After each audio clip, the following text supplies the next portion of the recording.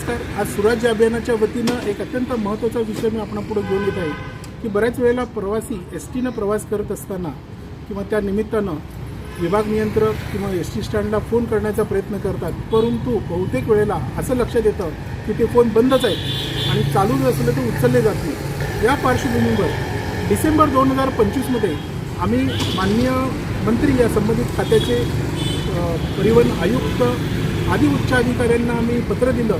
त्यानंतर महाराष्ट्रातील अनेक जिल्ह्यामध्ये संबंधित एसटी स्टँड विभाग नियंत्रकांना आम्ही पत्र दिलं. आज 3 महिने होऊन गेले तरी फारशी काही सुधारणा झालेली आम्हाला लक्षात नाही आली.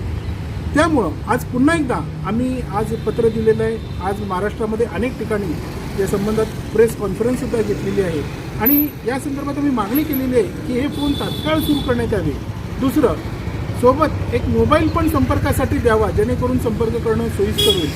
त्यानंतर वेबसाईटवर जे संपर्काचे नंबर दिलेले आहेत ते अपडेट करावे आणि काही जर बदल करायची आवश्यकता असली तर ते तात्काळ बदल करावे. लोकांना कसं कळणार?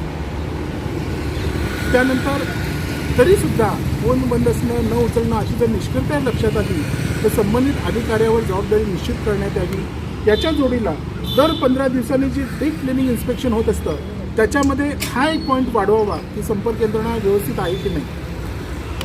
वस्तुतः आम्ही मागणी केली होती की बसस्थानक स्वच्छ पण असलं पाहिजे. त्याच्या जोडीला संपर्क यंत्रणासुद्धा पारदर्शक आणि विश्वासार्ह असणं ही मूलभूत गरज आहे.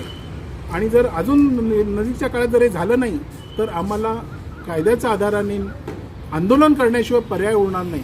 त्यामुळे आम्ही आशा करतो की लवकरात लवकर याच्यावर उपाययोजना व्हावी.